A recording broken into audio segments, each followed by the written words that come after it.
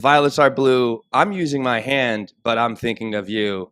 Right now on Men Talking Mindfulness, we're going to tackle porn addiction, masturbation, intimacy, and relationships with men's mental health coach, Elise Michaels. Let's do this. Raw, uncut, and unapologetic. Welcome to Men Talking Mindfulness. Are you one of those men that are addicted to porn, or maybe you know someone who is? Did you know that consuming excessive pornography, can distort our relationships, create unrealistic expectations about sex, exacerbate shame cycles, lend itself to objectifying women, erectile dysfunction, and even financial problems?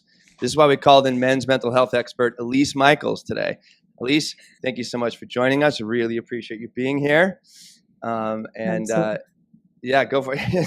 I'm stoked. I'm stoked to be here and talk about this. Yeah, thank you. And John, great to see you as well. You too, brother.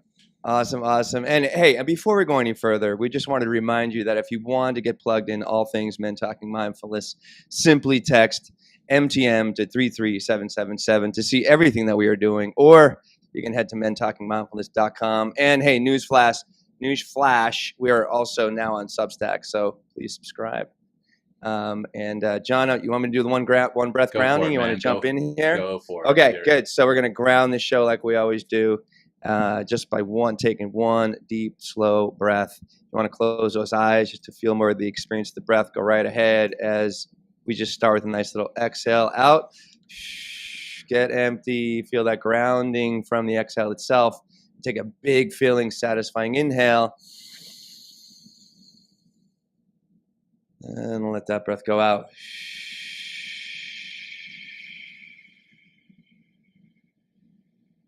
Awesome. Hey, so thank you all for being here, tuning in, sharing our podcast, and helping us grow. And let's just jump in. So, John. Yeah. So, as I was saying before we hit record here, Elise, and for our audience, I just wanted everyone to know how this particular episode came to be.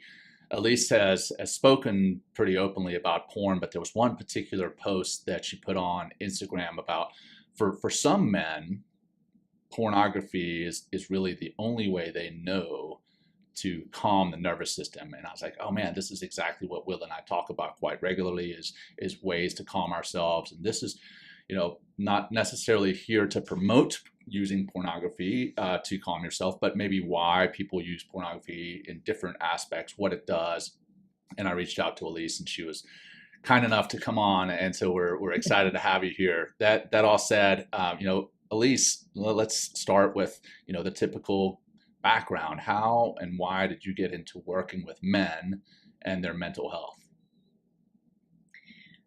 Well, I got into working with mental health just because I wanted to scratch my own itch, essentially. Had a pretty dysfunctional childhood, had a therapist, but it wasn't necessarily solving the issues. I was still kind of repeating behavior patterns. So I dove into my own courses, learning about the brain, studying neuroscience, and I found that there's actually a pattern to healing trauma. And then I started posting those videos on LinkedIn, and only men reached out to me for help. So it was kind of a path that got chosen for me because I realized men didn't really have a lot of support for mental health. This was over 4 years ago. So at that time, there was like nothing. So I just decided to study the problems that men had, the things that they suffered with, and find the solutions for them. Wow. Nice, and nice. Yeah. So pornography. So, congrats for finding your way here. Like, that's kind of like, John and I kind of tripped into this as well. And honestly, we have, but also I think we have a deep passion for it. Obviously, we've been doing this for over 4 years now, the show. But like, men really need help, and pornography is one place that they go to very often to kind of get that calmness to the nervous system. So, let's just dive into pornography right now. And, does pornography consumption, does it satisfy men? And kind of, where does this emptiness, come from, that void that kind of is being filled with pornography? Right. So I don't want to claim to be a statistician on pornography. I deal a lot with trauma. And so what I know from studying the psychology of men is that they're just not given a lot of tool sets for expressing their emotion, for regulating their nervous system, for understanding how to be calm. So they're going to go with the ways that they know. And for men, a lot of what they know is like aggressive activities and masturbation and things like that. So when they're watching porn and they're not talked to about how to regulate their emotions, and they're also not talked to about sex, porn has an intense impact on how they see sex and on their relationship with their body when they are dealing with difficult emotions. Well, with that, I know Will and I both watched a video that you had posted earlier, or we watched it earlier rather, and in that you talk about porn being destructive to men, being destructive to the intimacy that men can experience, but also being destructive to the intimacy from the partner. How is porn destructive to men, to their intimacy, and how and why? Because it takes them out of their body and into a made up fantasy world where, you know, you're watching somebody else experience pleasure and you're kind of experiencing it alongside. So it disconnects you from the ability to understand what pleasure actually means for you. And when a man is masturbating to porn, the idea is to just get that immediate gratification of coming. When you are with a partner, that's not something you want to happen. So now you're training your brain to just get to the coming part, not to connect, not to be intimate, not to experience any senses. Nothing is sensory about watching porn. So then you get into the bedroom with your partner and they want to connect with you, and all you've trained yourself to do is disconnect and come fast. Yeah. Yeah.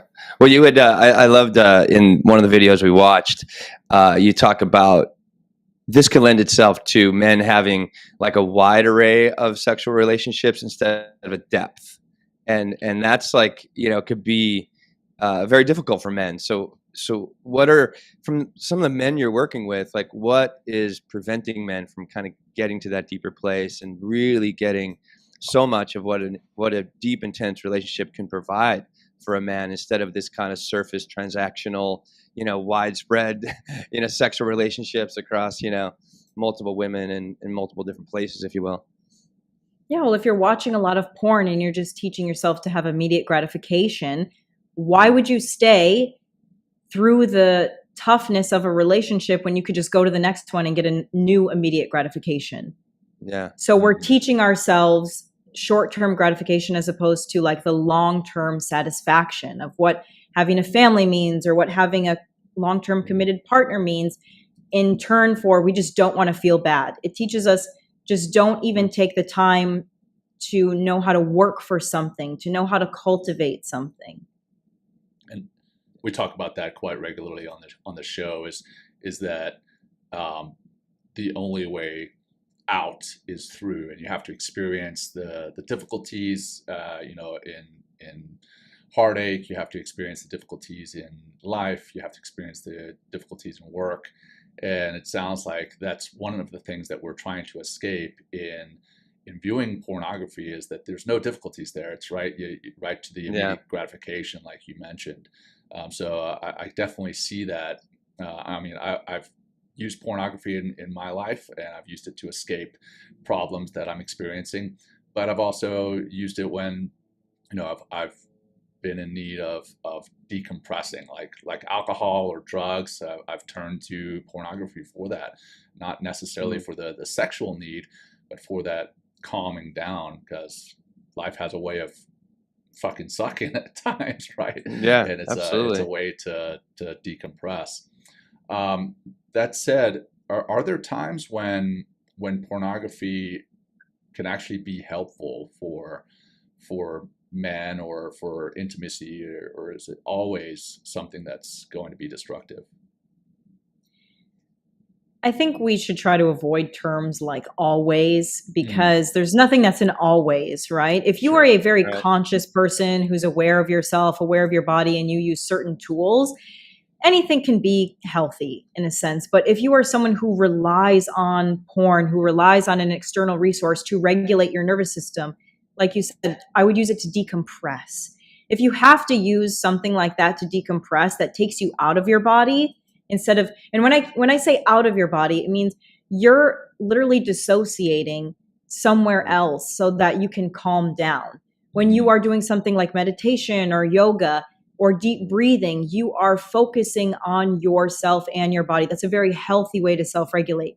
When you focus externally, then the power of your ability to calm down relies on that external resource. What are you going to do when your kid is losing his mind? You need to decompress. You're just going to watch porn in that moment? Like, it just doesn't make sense, right? You're not just going to masturbate in the living room, right? Like, it's crazy. And it sounds crazy when you think about it. So in that same breath, even if you don't have a child, it's crazy to feel like, oh, I'm so stressed about work, I'm just going to masturbate quickly before I go. You know, we have to kind of, and that's not to shame it, it's just to say, if you're in that place, we have to start thinking about, this may not be a normal experience or tool that I want to keep anymore. Sure. And, you know, that makes me think of another thing, another aspect for younger generations. You know, these things are our cell phones. For those who are listening, I'm holding up my cell phone, and the ease of accessing porn. You know, it's there in our hands, quite literally in our phones, and for other reasons in our hands. But there's ambidextrous. Right. So there's I see the kind of disgusted look on Lisa's I'm face. sorry. What is sorry.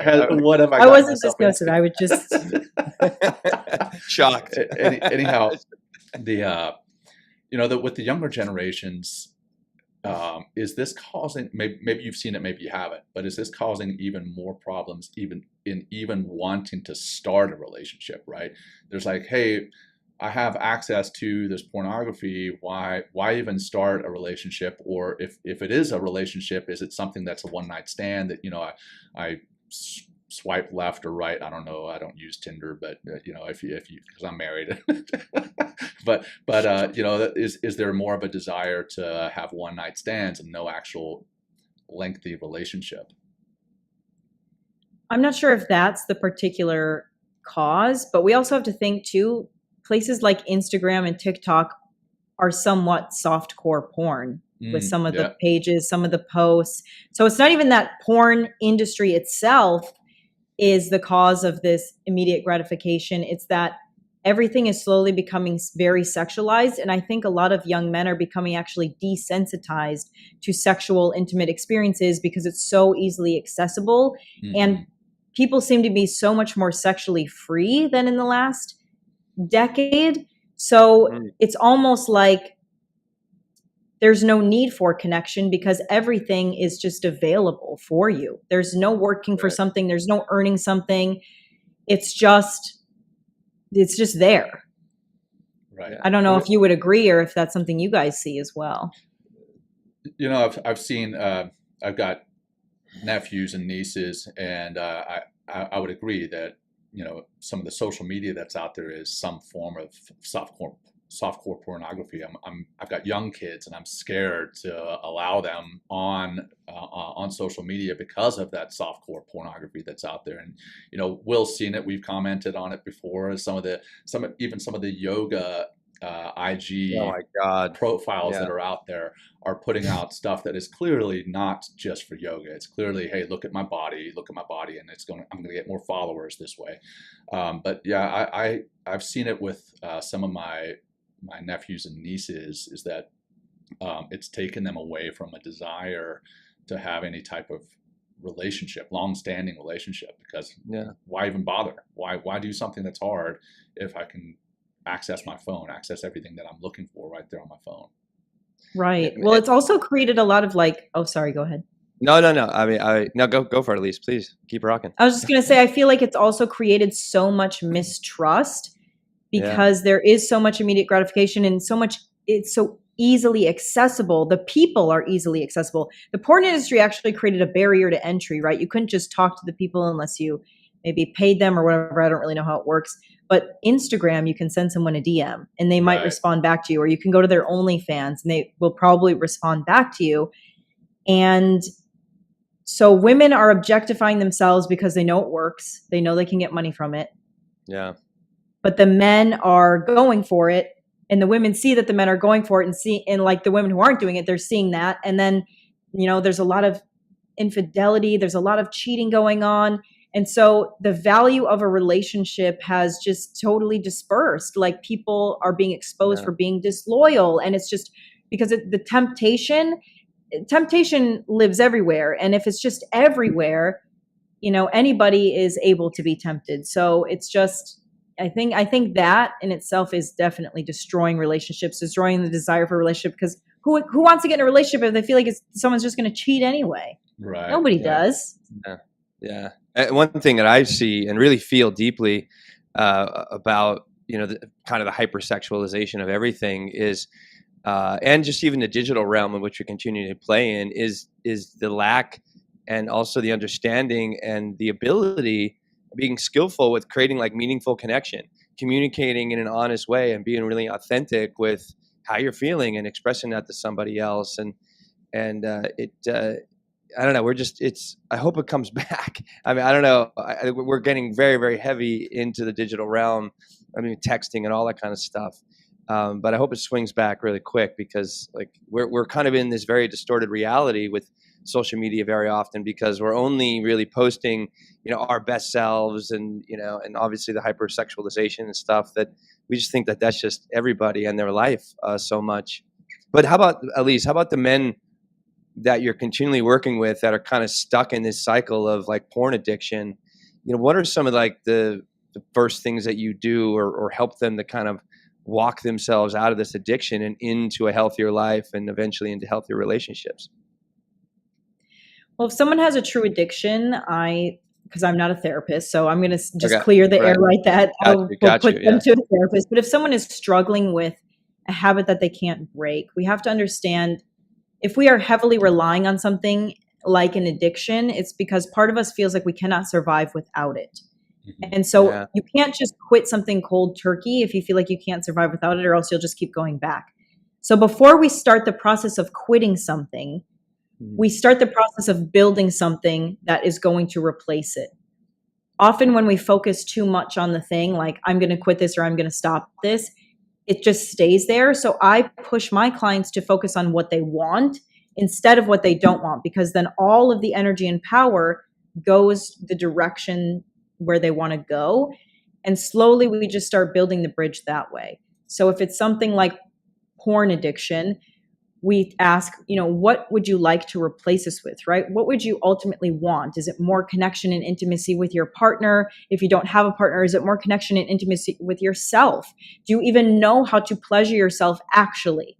Or is it just like, yeah, I know how, but do you actually know? Do you know what it's like to feel yourself touching your body? Because do you know how to ask for that in the bedroom? So you kind of focus on becoming an expert at what you don't know, and it gives you the confidence to say, I don't need this thing to survive anymore. And we start to touch on maybe a lot of the subconscious reasons why we're addicted to that in the first place. I feel lonely. I feel left out. I feel like no one's ever going to love me. I feel like so stressed and I don't have any other way to calm down. So underneath any type of addiction, like the addiction's not the problem, the addiction is the symptom. So we find the actual problem, and once you heal that, the addiction doesn't need to be there anymore.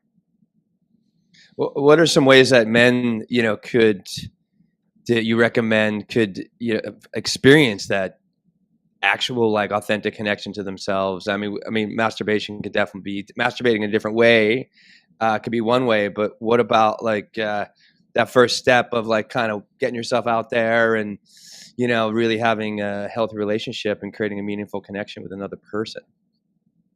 Well, before you do that, I think it's necessary to start creating that healthy relationship with yourself. If someone is addicted to porn and they're just masturbating all the time, I think to try masturbating without porn once, just to see if you can witness yourself.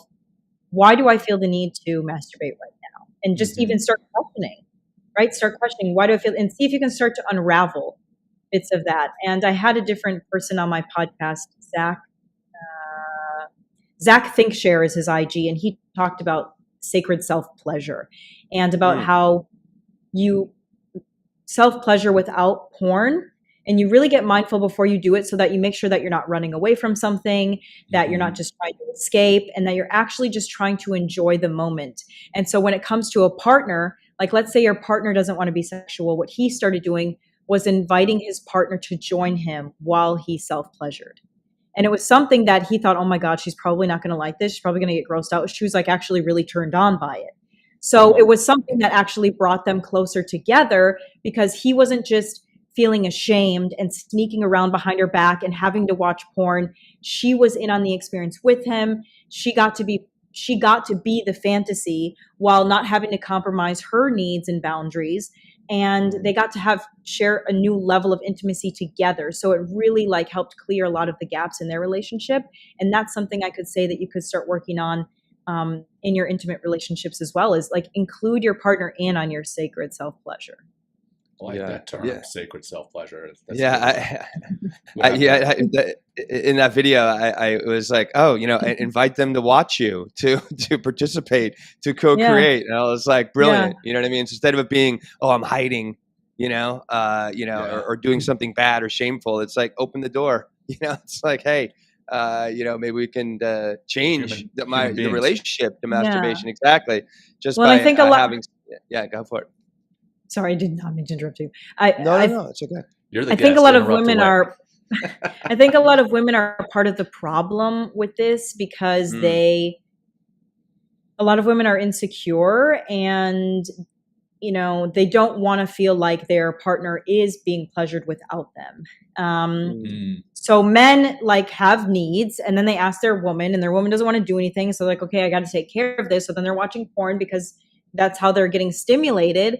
And then a woman might walk in on them and get super angry and upset, and then make it kind of about her, like, oh, do you want to fuck that woman or whatever? And I think it's good if we just kind of drop back and maybe have honest conversations, maybe not right when you walk in on him in the bathroom and he's full of shame and he's just trying to go as fast as he possibly can. Right. Right. But have it as a talk of like, okay, like, be understanding that your partner, they have needs. And if you guys don't always align, that's totally fine. But like, have you had this discussion about masturbation? Have you had this discussion about porn? And maybe, do you want to include yourself in on their time? And do you want to be like, or because maybe it'll turn you on and maybe you'll actually want to have sex more. Yeah. Right. So it's just this thing where talking about it and throwing off the blanket of shame, because we're adults. We're not 13 years old anymore. You don't have to hide from mom. Like, people have needs, and we shouldn't be ashamed of the needs that we have. We should be able to say, like, listen, I want to be intimate with you, with myself, whatever it's going to be. But like, I don't want to feel like I'm doing something wrong and dirty because of that. Right. And that's another, I love how you just talked about hiding from mom. That's young boys. Moms always walk in, right? It's crazy. That's what I hear. I feel like that'd be my worst nightmare. I never had that experience, but obviously, I mean, moms and dads know. But that said, there in that video, you also talk about having open discussions. Like, society is just kind of come to hide sex, and we don't even have these educated discussions about sex, with one another, with our children, with our parents. And so there is this kind of inherent shame to it. Even when you're not masturbating, even when you're with your partner, there's like oh my gosh, I don't want my kids to know that we're doing this, or I would hate for the person in the hotel room next to us to know that we're doing this, because oh my gosh, heaven forbid people know that we're having sex. And you talked about how that lends to the desire to turn to porn to kind of not necessarily educate ourselves, but just be aware, and how, I don't know, destructive that can be to our education, because porn is not real sex, right? So could you talk to that for a minute? Yeah, so I think it's twofold. I think when you're younger, and whether you're religious or not, sex kind of has this aura to it. Like, young people shouldn't have sex, like sex before marriage or whatever it is. And young kids are curious, like, you're a human exploring the world. So parents kind of like know things are going on, but if you don't have like very present parents, or they feel awkward, nobody ever talked to them about it, the closest thing to the birds and the bees conversation you get is like, use protection. That's like the full extent, so especially for men, they're not being taught like what consent is. They're not being taught how to treat a woman properly, and women are not told anything. They're not taught how to receive pleasure. They're mostly taught how to give pleasure to men. And so when we are curious and we don't have the resources that we trust, like mentors, we go to the quickest resource, which is porn. And what do you see in porn? You see women being very subservient to men. The men aren't necessarily taking care of women, depending on whatever you research, right? And that just creates a foundation for like, this is all I know, so this is all I project. And as an adult, you carry that kind of with you for whatever you know. And you don't necessarily like look to porn as the educational source, but if it's all you know, you might feel ashamed to ask for what you want because you've never felt comfortable exploring what you want. So if there's all this shame wrapped up in your own intimacy and wrapped up in your partner's intimacy in general is going to feel a little awkward or a little uncomfortable. So it's not surprising when someone just wants to masturbate by themselves where they do not experience their own personal shame for having a kink or for just being able to be loud or like what they like, right? If you want someone to spit on you and you don't want to ask your partner because you feel like they're going to be like, that's gross, you know, like you're going to want to watch it. You're just going to want to imagine it in your own head. So it's just this layer of like, when we feel ashamed, we don't ask for what we want and then we don't get it. And then we just hide it. For sure. I mean, great point. And it sounds like a lot, it seems like there's a lot of shame wrapped around sex for a lot of people. And how does that, and you kind of touched on it a little bit, but how does that get in the way of sex is just natural. Sex can be very healthy. Sex can, really create deep bonds to yourself and other people. And that you can carry those into other relationships as well, not in a sexual relationship, but just confidence and, having the courage and maybe to stand up for yourself. But how does like living with this, like maybe addictive, like kind of shame cycle around porn and sex, like how does that affect our emotional intelligence? And what are some ways that we can use sex to maybe unlock and experience more emotional intelligence? Well, I think like you said, with porn and that immediate gratification, it teaches us that sex makes us feel good, but then we don't necessarily use sex for good. And we get that dopamine high, but then we crash because then you always need to be experiencing coming and that physical intimacy in order to feel good. Instead of having the combination of cultivating a very intimate, dynamic relationship where sex is the cherry on top. Sex makes it that much better. And I just think that we are experiencing a generation now that says it's more sexually open, sexually free, sexually experimental, but so much more higher depression rates because no one is actually getting a fulfilling emotional connection. Not to themselves, not to someone else. If you're just going around sleeping with many people, how disconnected are you from yourself? You are just, and this isn't to like shame anybody who has a lot of sexual partners, but just think about it. If you are constantly having to sleep with someone new, what depth are you getting? You're not actually taking the time to get to know someone. You're just going off of the very first interaction that you have or the couple interactions that you have. And there's nothing there. And then you have to find something else. And so what are you running away from? Right. Yeah, very true. Yeah, great. So I'm curious for women, and maybe you can answer this, maybe not, but because I know most of, if not all your clients are men. With pornography, I believe there's different pornography for women. Like if you get on a porn site, most of that stuff, like you said, is where the woman is being subservient to the man. And pornography for women, at least the pornography that women enjoy, is going to be completely different. One, what is pornography for women that women actually enjoy? What does it look like? And then two, how does pornography affect the woman in the relationship if they're watching it? Right. Men and women are completely different for their experiences on what they grow up with around sex, for what they enjoy, and just how they are biologically. From what I've heard, women, the porn that they like it's like a healthy at-home type of porn. I can't speak from personal experience because I have not looked it up. I'm sorry, like I can't give a personal experience. Okay. I have watched porn, but I just have gone to like the Pornhub like everybody else does. Yeah. But I think that women enjoy watching a intimacy where the woman is taken care of and feels cared about. And it's not just taken care of in a sexual way, but where she looks to be cherished, because women's ultimate turn on is being desired. A woman's ultimate turn on is being chosen above anybody else. So their porn experience is going to be where he is in love with her, where he's chosen her, because that's what she's connecting with intimately. So I wonder if men would benefit from watching women-oriented porn, right? Like, they probably would. Yeah. Well, I think you can call women-oriented porn, because I was looking it up. I was looking it up earlier. Romance novels. It is the second highest, exactly. Right? Written novels, right? Right. It is the second most profitable category in Amazon. Romance It's novels. the bad guy who's mean to everybody except for her, right? Like the ultimate chosen object. Yeah.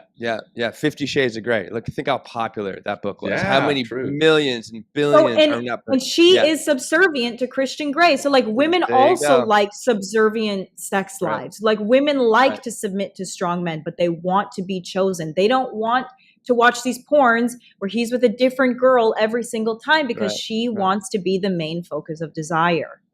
Right. And what's also in those romance novels is what you said earlier. John's taking notes right now, dude. I am. He's about to get off the call and go to his wife and say, hey, I got some ideas for us later. That's really why I reached out to you. Dude, he's ready. This is a free session. John was like, hey, Will, we need to do this episode for my wife. I was like, all right, John, I'll save your relationship. But like coming back to those romance novels, I mean, this could be like, if men would go and read maybe some romance novels, they will get clued in to what women need, like you said earlier, to be taken care of, to be cherished, to be put up on that pedestal, to be appreciated for not just their beauty and like their sexuality, but also their mind and all the different things that make a woman just a wonderful person and a wonderful woman as well. And it's like that's just like the opposite, or not the opposite, but like that's what romance novels are for a lot of women, are pornography. My mom reads them. All my aunts read them. Like I don't have any sisters, but they're like a huge thing. Yeah, go for it. One of my wife's friends writes them. I'm going to space on her name right now, but she writes them, and she's been hugely successful in writing them. Maybe that is the key. Maybe I just need to start reading those books. Wow. You need to write one, John. Lord have mercy. No, I don't. Man's version of romance novel. Romance novel. So one copy. Yeah. Navy SEAL writes romance novels. It'll be huge hit. John. Navy SEAL.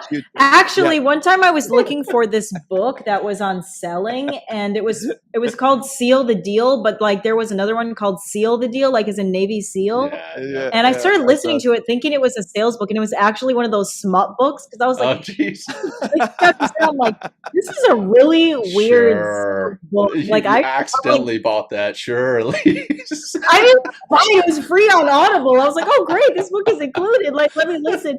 And after like 6 chapters, it was like Kelsey went over to the mom's house and she was trying to set them up. And I was like, I don't think this is about sales strategy. It took you 6 chapters, Elise. It was so slow, dude. I was like, okay, sometimes they use stories to like talk about how they're selling the techniques. I love it. Well, I love it. But actually, funny enough, if you Google Navy SEAL and romance novel, there's a lot of them. Not written by Navy SEALs, but there's like that shows this super muscular guy on the cover. And why have you Googled this?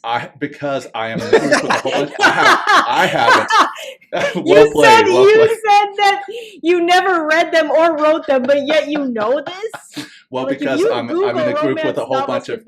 With a whole bunch of immature fellow SEALs, and we always send the copies of the covers to one another and be like, hey, was this you? Was this you? So as a matter of fact, I've got some of the stuff blowing up over here on the side from some of my former teammates. The cover of this podcast is just going to be John on a Navy SEAL romance cover. That would get so many hits, dude. Yes. See, look, we're getting ideas for our next thumbnail. Exactly. Then Talking Mindfulness romance novels. That'd be awesome. I'm actually starting to tear up right now. I know. Yeah, this is great, guys. And so you know what? While the energy's flowing here, why don't we let's talk about the penis, right? As far as like how does porn consumption impact like male arousal and erection? I can get serious for a second, or just kind of take that question in, right? Yeah, sorry, I know we're just going right into it. Tell me, how does the male penis get impacted by porn? What do you think?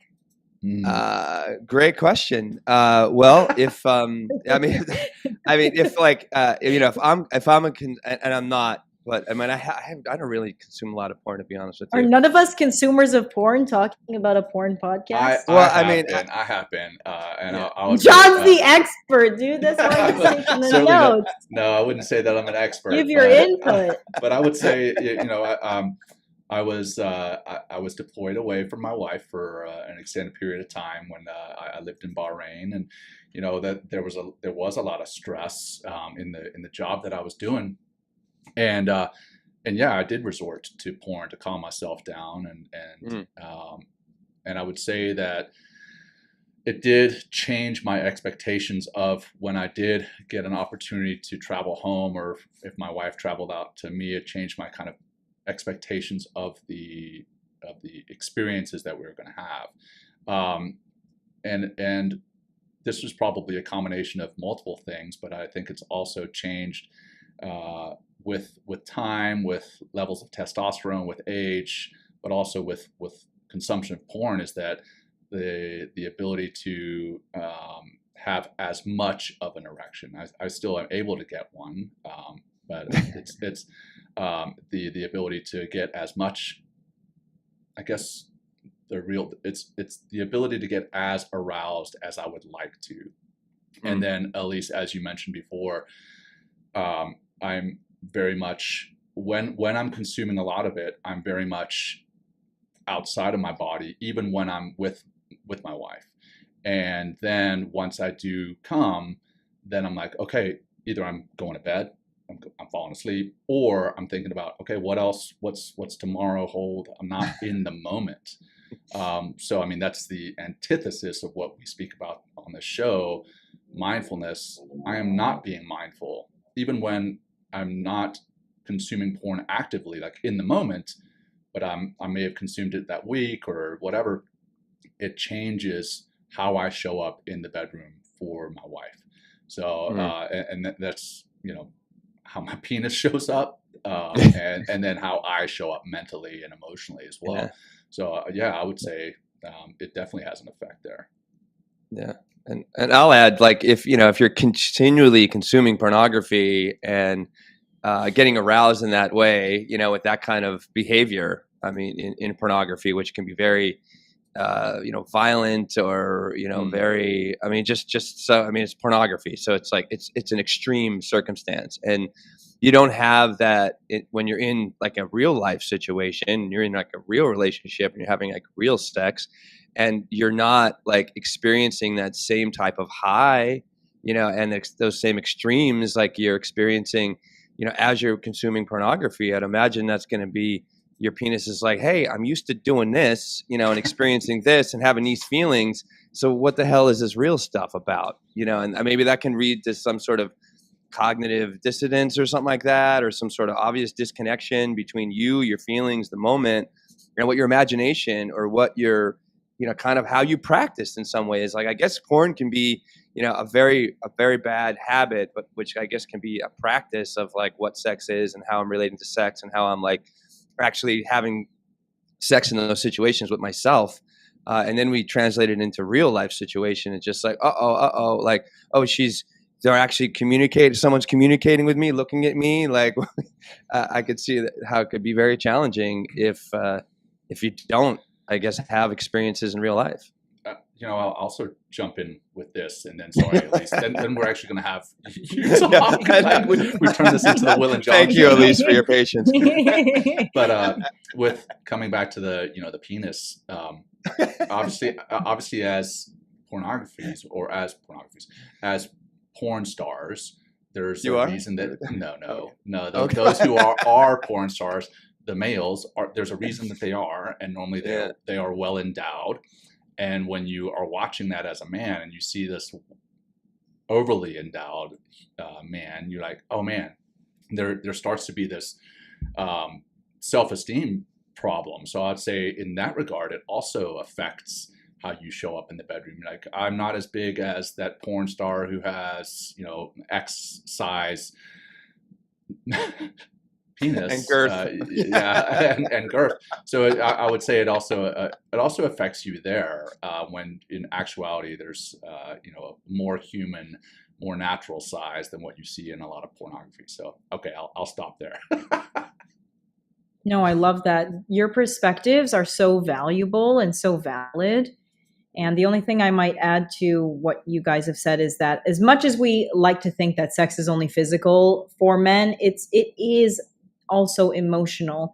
So if you are with a partner and you're having to watch porn because, like you said, you're overseas, like there's not much that you can do sometimes, but there's an element in our moral code where we are inviting another person into our intimacy, even digitally, and we can have a sense of guilt and shame for that as well. So when you are finally with your person and you're unable to get kind of like as turned on, there's a little bit of that comes into play. I think that mentally it's kind of like I've already invited outside sources into our intimacy. And whether you think like that or not, it can in your subconscious make you feel like you've betrayed the relationship in some way, right? Especially as society says that. So it's like when you come back to your person, you already have this feeling of shame, or even if they don't even shame you for it. So it doesn't allow you to get as hard. It doesn't allow you to get as into it because you now have just done something shameful to yourself as a man because you've kind of stepped out of maybe your moral boundaries. And then, like you said, the whole penis thing, right? The porn teaches you not how to use your penis, but that you should have the biggest penis and use it aggressively only is basically what it's about. And then you should last the longest and blah, blah, blah. Like it doesn't actually teach the concept of true pleasure. Because if someone is actually tuned into sex, they say it's not what you have, it's how you use it. It's how you use your other tools and resources. And I was listening to a porn podcast not too long ago, and they talked about how statistically taller, like more handsome men, I don't know how tall you guys are, but they're like not as good in the bedroom as shorter men because men, because the taller men are like just subconsciously witnessed as, people assume they have giant penises. So they're kind of like those restaurants on the boardwalk where everybody just goes to them. They don't necessarily have good food. They're just like in a great location.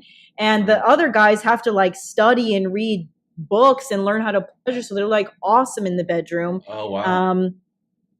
They just have like more success because they've actually taken time. They don't have the best location, so people aren't going to them as much. But when they do, it's like, okay, then they get repeat customers, let's say, so I think porn, it doesn't do anybody justice because the people in the porns, the people with the big dicks and the people who are really tall and handsome. So then the handsome guys are like, I got this in the bag. I look like one of those guys. That's me. And then they don't take time to like actually figure it out. So they get a lot of women, but the women don't usually like them. And interesting. Well, Will and I are both over 6 feet tall. I'm 6'3". That doesn't apply to us. We do our homework. You're both married though, right? You're good to go. I'm married. I'm not married, but all right. Well, we'll have to bring on some of your past girls for interviewing's sake, and we need a panel. Well, I just shared something with John earlier today. Will? So just You shared something. Was it good or bad? It was. I got okay. It was actually. Okay, should I say this? No. Actually, no. He's like, don't say it. No, we'll talk to you about it off the air. Yeah. It happened today. I was like, anyway. Apparently, my voice is an aphrodisiac. I was like, okay, great. Anyway, so did you know I have a podcast? Yeah, I know, right? You can listen to this all night long, baby. Like. Well, all right. Let's just go a little bit further. This has been great, guys. I really love what we're talking about here and all the laughs and stuff we're sharing here. But like, and I know you're not a therapist, but I'm not going to ask this question anyway. Like, are there any pitfalls to like chronic masturbation? Like, I mean, that's if every day, every other day, twice a day.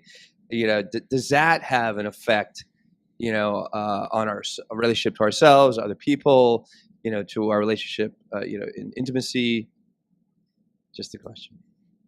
Absolutely. I think if you have chronic masturbation, you have absolute chronic shame. It's a Wow. shame cycle that leads to stress, anxiety, more shame. It's a self-sabotage. Wow. That's and the irony there, which I never really thought about, is like we started the show off with, some people are masturbating to calm themselves down, but then they end up in that chronic shame cycle, which adds to their anxiety, which is just wild to think about. Yeah. So here's a question for you. You're obviously an attractive woman, but you're a men's coach. There's got to be times when men, once they've worked with you for a while, they maybe come onto you in a way. How do you deal with that? And then have you used that particular instance? What have I used it? Have I used it to my advantage? No, really actually, the other way around. That's my ploy. That's what everybody thinks, right? No, I was actually thinking, like, have you used that moment as a transformative tool for the man? Hey, look, I appreciate this, but that's not where we're going. But the fact that you came on to me, maybe we can work on that. I don't know, just kind of off the pornography topic. I'm even uncomfortable asking it.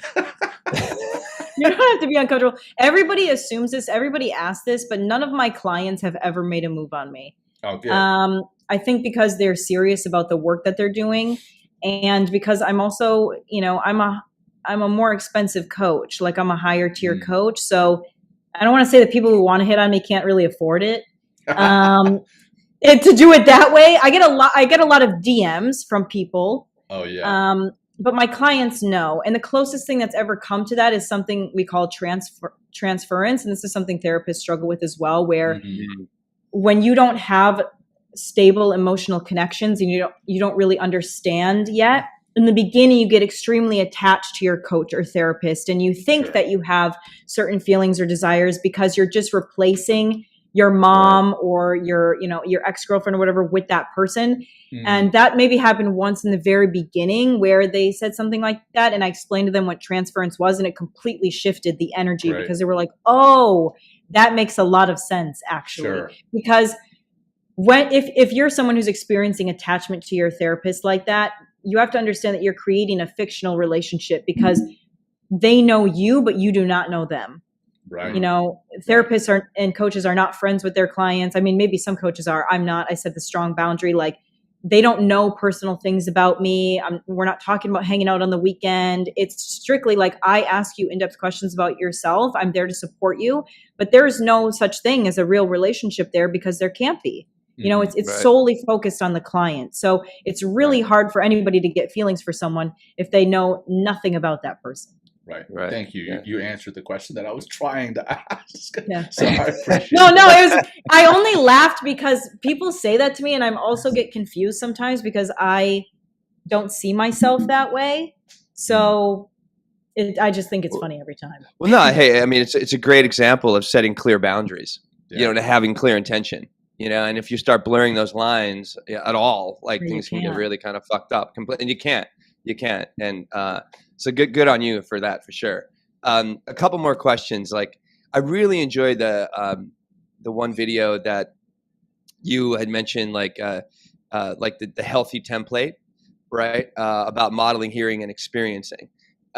So we have a lot of dads out there that listen with kids. And what would you say? How would you, if I'm a father, or when I'm a father, how am I going? What is the way of modeling healthy, intimate relationships? Hearing about healthy sex and relationships, and also like experiencing healthy sex and relationships as a parent, like being, this epitome to health in all areas of your life, if you will. Absolutely. Well, if you think about creating a healthy foundation, a healthy template, it doesn't just start for your child with the birds and the bees conversation. It starts from the literal time that you are raising your baby, because we we grow to know what we experience, our lived experience, what we're seeing and what we're hearing. So how are you talking to your partner on the daily? How are you treating them? How are you guys acting in a physical, intimate way around your children? Are you hugging, holding hands, kissing? Are you holding your child's hand? Are you hugging your child a lot? Are you showing them that normal, natural connection and physical intimacy is okay and it's welcome, especially with a partner?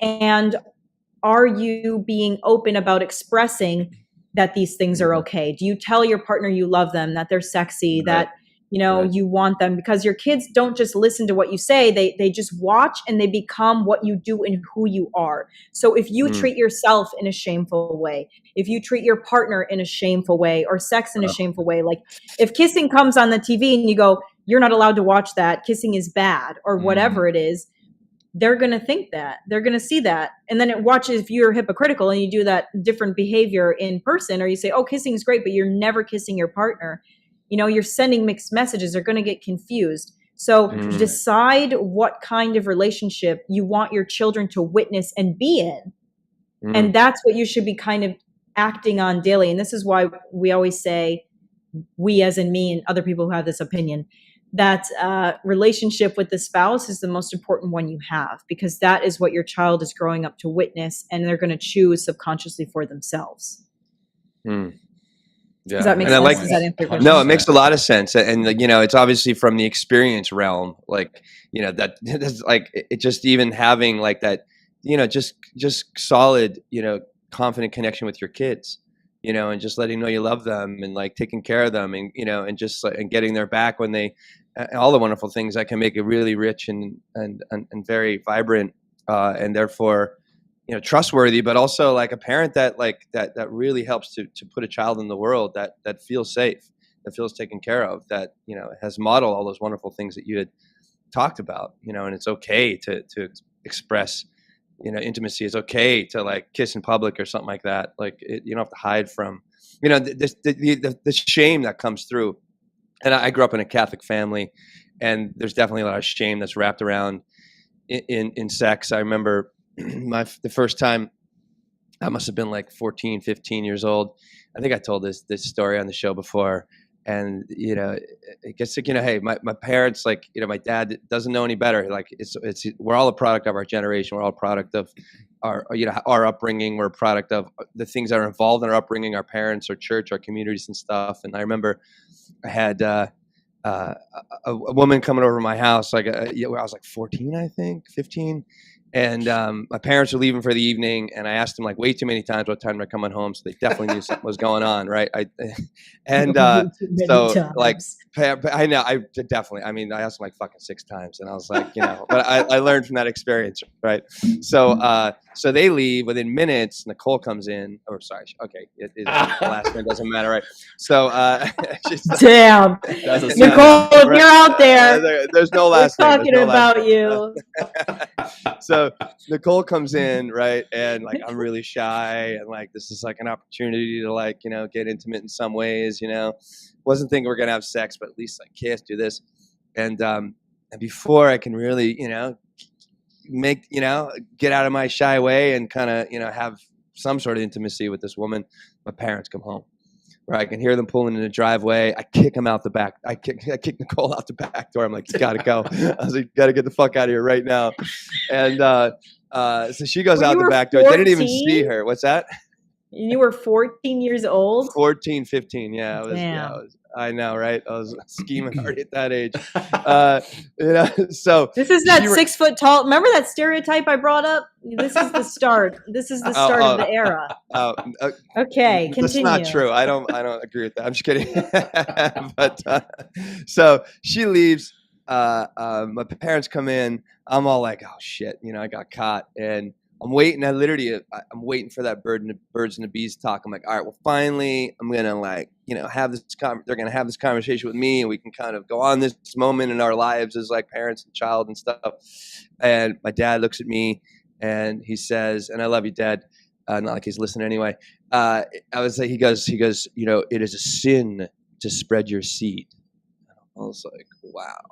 I was just shocked. I was like, I didn't know what to do. I mean, I don't remember laughing in his face, but I was just in like a state of shock. I'm like, this is what, okay. And well, that was the talk. That was the It's excitement. just like what a dark thing to say to you. I know, exactly. I mean, and I got grounded for a couple weeks, you know what I mean, for trying to be a It's so healthy young cryptic male. too. Like, what I does that know, very even cryptic. mean? Yeah, I mean, but again, like, you know, that's just his generation, or that's just the way that, you know, that part of my family was raised, you know, and but very cryptic. But it was like, Did Nicole come back over? Like, did you ever? no, I did never that scare you? I guess it did. I never got with Nicole again. Not that I remember, because I definitely would That's tell what you I'm if I saying. did. She went to the next restaurant. She said 0 stars. Yeah, she said 0 A stars. 5'8" man would have never done that. Oh, I'm just damn. saying, Will. He would have hit her in the closet at I'm least. gonna You know, send I this got to some of thank you, my. Elise, for I'm gonna- bashing tall people. Like, I'm because gonna that send is it like to some of usually my not the I'm not norm. vertically challenged I'm just- men I'm not friends. bashing They're tall gonna love people. I'm this. just- They're gonna love it. I'm just kidding. I'm just kidding, Nicole. You're not at all bashing, but I like Nicole, the you fact just call that her you're- Nicole, man. Yeah, Nicole is in the back of your mind. Nicole, there's Oh, some there's- serious oh, God. trauma Where am I? Damn. Wow. I don't know what the hell's All going right, on all right right. All right, But, let's try to get back on track here. So, all right, hey Elise, I promise What- I'm not Nicole, Will. If you didn't talk I know. about this, we need to have a whole therapy session on what Nicole, that Oh, memory fuck. with Nicole. oh shit. I do. Well, hey, Elise, what have we not discussed that you think is I vital wanted to to- this conversation for men, for women, for our community? Hell, for the two of us right here, what have we not discussed that's tied to this? Well, let's just discuss this one last kind of important thing that I think nobody talks about, which is, you talked about how we raise children to be okay with intimacy. So there's a next level, which is like teaching them how to, like, what consent is, by not forcing them to hug everybody, by not telling them that they have to like accept kisses and whatever from aunts and uncles, and not forcing, you know, like, because I see parents sometimes like, do you want a donut? Oh, give me a little kiss right here. Like, Yeah. trading, like we start that from Yeah. young age. And I didn't think that was weird until I saw a video of it where this guy was giving his daughter a donut. He's like, you can't have a bite until you give me a kiss right here. And it was such a weird thing to watch. Everybody was like, oh, sweet moment with a dad and a daughter. But just from my perspective, I was like, oh, that's kind of weird, because he's teaching her that in order to get something, a reward, she must, it's transactional, it's sexual. Yeah. But the thing I really think we should talk about is it being okay for men to also be able to have their consent, because men do not feel like they can say no. They do not feel like, you know, like women can point out at any moment in time when they're being sexualized. If they get catcalled, people stick up for them or whatever. There's a huge movement, but women definitely sexualize men, and it is not talked about or said about. And a lot of men have been abused in that way, especially as children, and they do not talk about it. They have not talked about it. And there's a lot of shame. And there's actually a real pattern with men who have been, you know, abused, sexually assaulted as children, and their addiction to porn, their addiction to sexual relationships, because that is their foundation. So I don't know if you guys wanted to touch on that at all, or if you. Yeah, I think that'd be that's definitely an interesting path to go down. I'll come back to the softcore porn that is Instagram at times. There are Instagram accounts that I follow that I think are hilarious, but quite often it's this dual screen one where there's a physically attractive man on one side and there's a woman on the other, and she's commenting about ways she could do X, Y, and Z with him, and everybody thinks it's hilarious, including myself. But when you really take a step back, and if you were to flip those roles, if there was an account where a physically attractive woman was on there and a man was talking about that, he would be destroyed. And rightly so. I mean, it's objectifying on either side, and it's not right.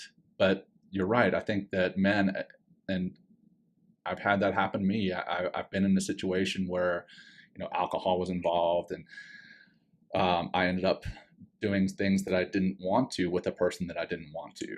And I didn't know how to say no as a man. And if that same situation had been reversed, and I am not discounting women's situations that are similar, but I'm trying to say that there are situations where men don't consent and they don't know how to, just like you said. And it's not a zero-sum game where, hey, because men have this, well, women don't have this.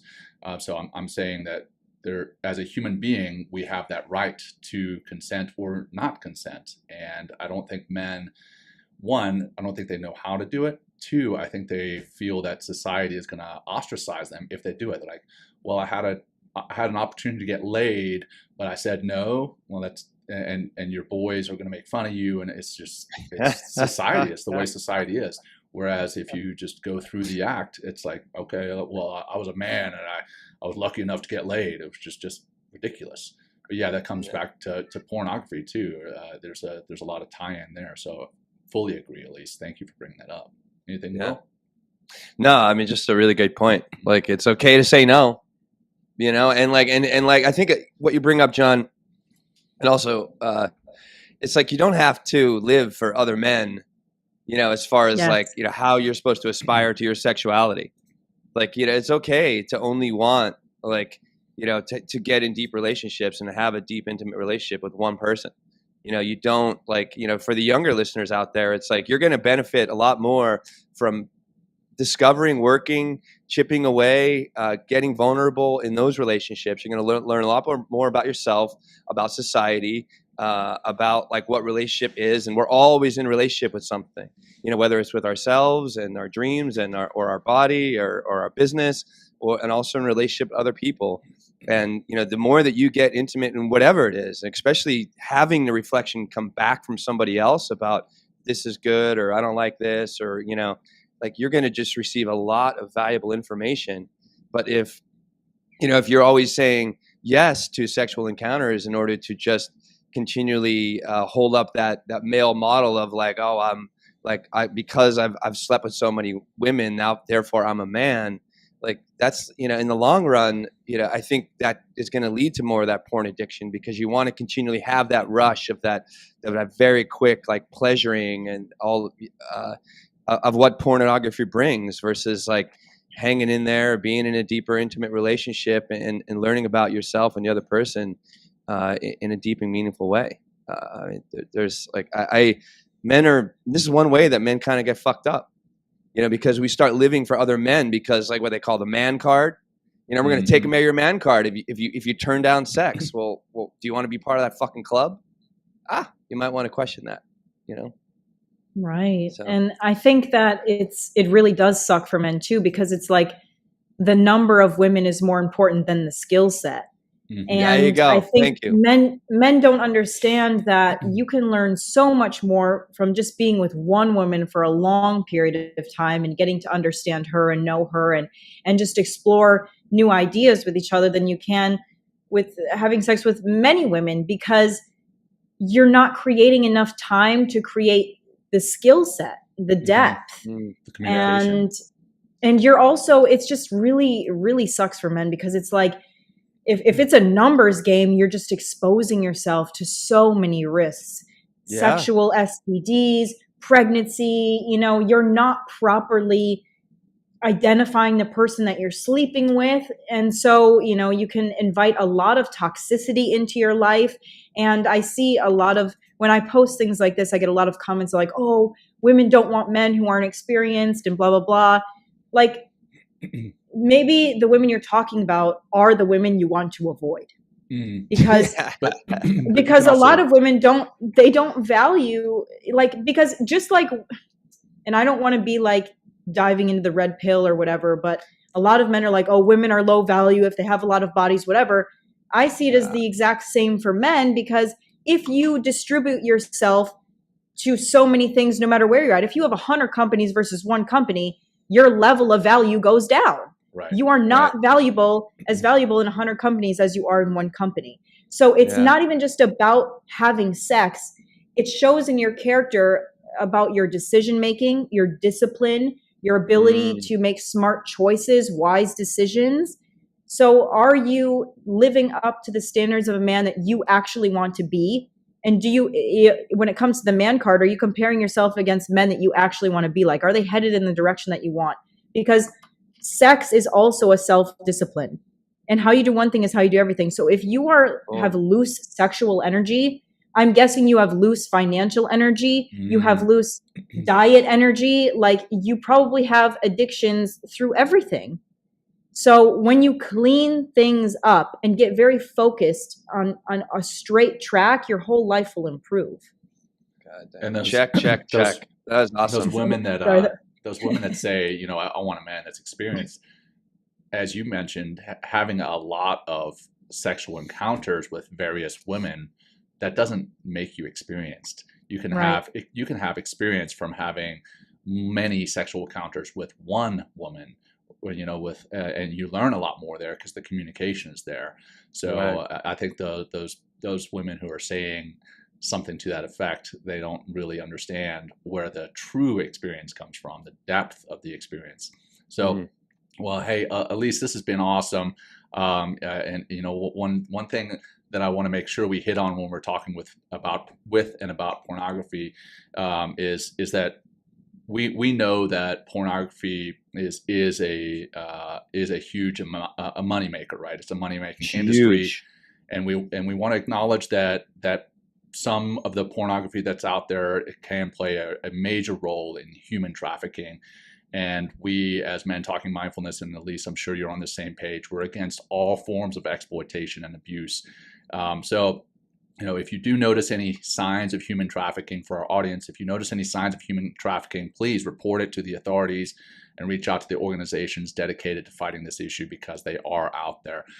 So I just wanted to make sure that, you know, that the topic of the conversation is about porn and its effects on men, but we also wanted to make sure that we expressed our concerns with that regard. Now, that all said, Elise, we're going to wrap it up here with, we started the show off with a grounding practice. We like to bookend the show at the beginning and the end with a grounding practice. I'll jump right into that here in a second. But for our listeners, for our audience, for our community who is interested in finding out more about you, your coaching, how do they get a hold of you? Do you have any promotions that are out there? I'll turn it over to you. You can find me anywhere on social media at Elise Michaels. I'm sure that they'll link them. If you go to the link in my bio, you can get a free masterclass for men's emotional self-mastery. So I teach you how to self-regulate. It's free. I have a lot of free resources, YouTube. And if you want further coaching, such as the men's group, contact me at any time. Links are everywhere. And appreciate you guys so much. I should have you come join in on the men's group and do a speaking session. We would love that. And we'll make sure all those links to your social media, to your YouTube, everything else, to your website are in the show notes, both on our YouTube and on our podcast later. So, Will, did you have anything there? No, I'm just a big thank you, Elise, not Nicole, but Elise for being on the show. And you're right. You're not bashing tall men. I mean, sorry I even said that, but I mean, you know, we're just hitting the fun of the show. But no, I really enjoyed everything that you talked about today, and I know our audience out there is going to receive a lot of value from this, because there are a lot of men out there that suffer, you know, with the porn addiction and masturbation, all the kind of things, and intimacy issues as well. So all the things that we talked about, and I mean, you're on the journey with us, you know, as far as like helping create a healthier society through just helping men. And it's just nice to connect with another professional like yourself. So thank you again. Thank you, Elise. Absolutely. So thanks, guys. And I'm not bashing tall men. No, I know you're not. One day, one maybe can prove me wrong. That it's a challenge. It's a challenge more than anything. Tall men, get on my radar. I'm single. Maybe don't put that in the podcast. I don't know. Oh, that's in there. It's in there. It's like the opening line. We'll just make that one snippet. So now that we're all laughing and everything, let's get grounded, calm ourselves back down without using any pornography. We're just going to come and turn into our bodies, get into our bodies, right? And we're just going to close our eyes if that's open to you and if that's comfortable for you. And let's just notice ourselves, notice the space that we take up. Notice the physical feelings from your head to your toes, from your toes to your head. Notice this space and time that we're in. We are not in the future, we are not in the past, we are here and now. And over and above the physical aspects of being in the here and now, notice the emotional side, what you're experiencing, what this show brought up for you, without necessarily identifying it as positive or negative, but just being aware of it.